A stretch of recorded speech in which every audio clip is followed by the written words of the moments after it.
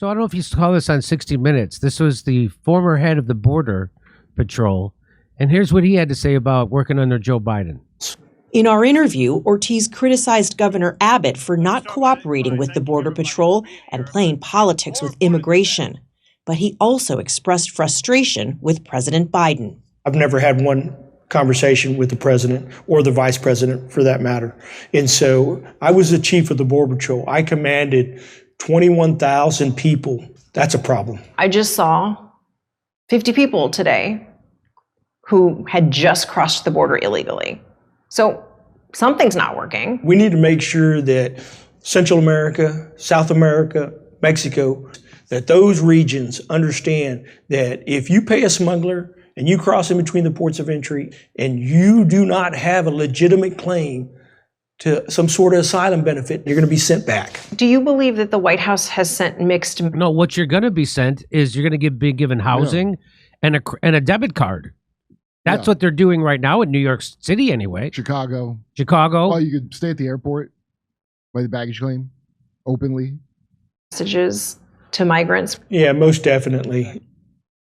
So again, this is not to vilify those immigrants, because it's our policies that create those desperate people. But so we should A, stop doing that, and B, we have to have an orderly border. Dennis Kucinich, the most lefty of lefty politicians I've known to be elected in my lifetime, Dennis Kucinich, his immediate response was, we need to seal the border. And that's what we need to do. But there's a plan happening. There's a global game happening to flood Western countries with illegal immigrants, and I think it's to pit people against each other. Clearly. It's to lower the pay, lower wages for everybody when the shit hits the fan, and fight our wars, our dumb wars that we shouldn't have. And this again, I wish I would have had this loaded in, but I don't. But Dick Durbin from my old home state, Illinois, really said the reason why you want to have these illegal immigrants come in so we could have them fill our military, because we can't make our quotas anymore in our military. Why? Because we have 1,000 military bases around the world.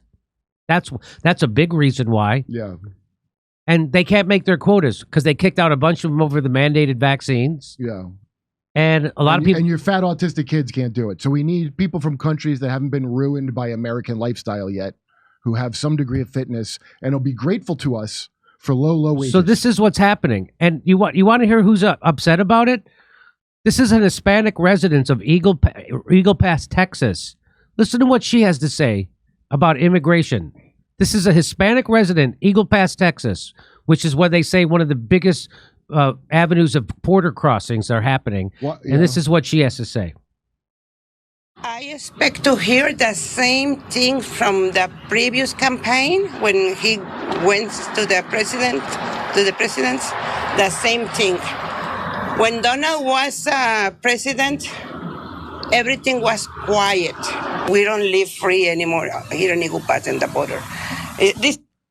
So I don't know if you heard what that Hispanic lady said with her Hispanic Latinx, accent. Jimmy. She said that when Donald Trump was president, they had peace. Isn't that what she just said? Mm-hmm. Everything was quiet. Yes, they have Everything never liked quiet. illegal immigrants. Who made this up that Hispanics love illegals flooding the border? They're the ones that dislike it the most. Back in 2016, I knew this, and every dumb shit liberal in New York would just babble, oh, Trump hates Mexicans. It's not Mexicans. The Mexicans don't like the people that they were holding them there. It's unbelievable. I expect to hear the same thing from the previous campaign when he went to the president, the same thing. When Donald was president, everything was quiet. We don't live free anymore here in Eagle Pass and the border. This could not be acceptable anymore. I expect to... This could be... And you want to see this? Here's footage of the Border Patrol cutting down razor wire in Eagle Pass, Texas to facilitate illegal crossings. You think I'm kidding? Watch this. So I've edited this. You could turn it down a little. I've edited this a little, but that's what's happening here. So he's cutting the razor wire. I'll speed it up a little.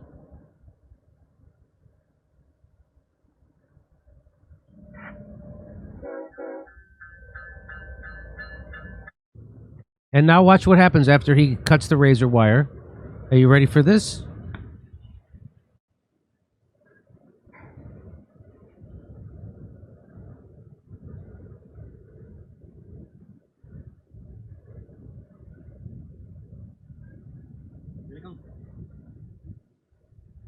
What? Nice.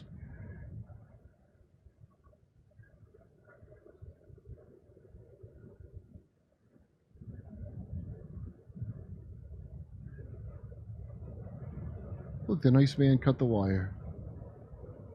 You mean they don't take their shoes off to enter the country? They have to show an ID, or have to take their shoes They off. don't have to, yeah. We'd have to unpack and repack their bags again? So, I don't know what the hell is going on, but that's going on. That's the least of it. That's the least of it. You haven't seen the buses? I mean, The yes, NGO Red Cross paid for buses shipping it's the footage, you can find it very easy. It's crazy. so I'm all for immigration. Immigrants make our country stronger and better and all that stuff. This is some kind of nefarious plot. It's called a crime. Yeah, it's not immigration. This is it's called not a crime. That's why it's called illegal. Immigrants fulfilled a legal process, and everyone knows you can track them just like you track every other goddamn person that lives here. You don't just set people loose from the countries we've been fucking up for the last 20 years. So this is intentional. And when you hear this guy say that Joe Biden nor Kamala Harris talked to him the whole time he was the head of the Border Patrol, what? And he says we need to send a message that if you pay a smuggler, a coyote to take you across, you're going to be sent back. We also need to quit sanctioning and overthrowing governments in Central and South America, because that's what makes people. So the whole idea when Trump put those economic sanctions on Venezuela, why do you think he did that? He did that because there's American companies that want to get in there and make money and take their oil. There's more oil than Venezuela than there is in Saudi Arabia. So they wanted, and they need a puppet. And so that's what Juan Guaido was. And so why did he put those sanctions on there? He wants to make it so painful economically for people living in Venezuela that they'll rise up and overthrow their leader, Maduro. That's the whole point of economic sanctions, is that you hurt the people and you make their lives a living hell. So they either leave the country or they rise up and overthrow that government. But I guess the people in Venezuela are onto our game because they haven't overthrown their government. You know what they have done? 7 million Venezuelans have left their own country. Yeah. And I'm sure it's because. And where do you think they're going? You think they're going to Aruba? Where do you think they're going? You think they're going to Australia? They're coming here. A lot in New York. They're Beating up coming the cops here. right in the middle of the street. They're video. coming here. Yeah. So the people who are so desperate because of our sanctions are coming here. And this is the plan of the billionaire class. Now, Bernie Sanders said it was a Koch brothers plan. He said it as recent as 2015. Bernie Sanders used to say that. He used to tell you the truth. Oh, this is a right-wing Koch brothers. This is a billionaire plan. And it's threefold. It suppresses wages of the workers, which is what they want, especially right now. It's a tight labor market in America, and workers are starting to get a little power, so they got to flood the country with immigrants so you don't have that power anymore. Number two, they can't make their quotas for the military, so we got to offer them citizenship. That's the exact way Rome fell. How did Rome fall? They filled their military with people who weren't loyal to Rome. They were from other places. Some of which had grudges. That's well-founded grudges. And the third thing is, and they're to make everybody feel on edge. So if you're on edge, to keep you feeling on edge, so you then beg for authoritarian solutions to your problems. And the next segment, I'm going to show you some of those authoritarian solutions. Right now, they're putting the National Guard to check your bags in the subways of New York. They're doing stop and frisk on the whole city. They're doing stop and frisk on the whole city now. Not just the black people this time. Yeah. Wow, you come a long way, New York. So that is stunning video.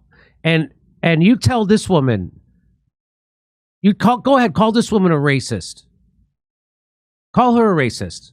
I expect to hear the same thing from the previous campaign when he went to the presidents, the same thing. When Donald was president, everything was quiet. We don't live free anymore here in Iguapas in the border. This could not be acceptable anymore. I expect to... Wow, she's a white supremacist, Jimmy. Hey, come see us live on tour in Los Angeles, Palm Springs, Stockholm, Amsterdam, Rotterdam, Berlin, Copenhagen, Oslo, Stroudsburg, Pennsylvania, Cortland, New York, Oakmont, Pennsylvania, right outside Pittsburgh, El Paso, and San Antonio, Texas. Go to jimmydore.com for a link for all those tickets.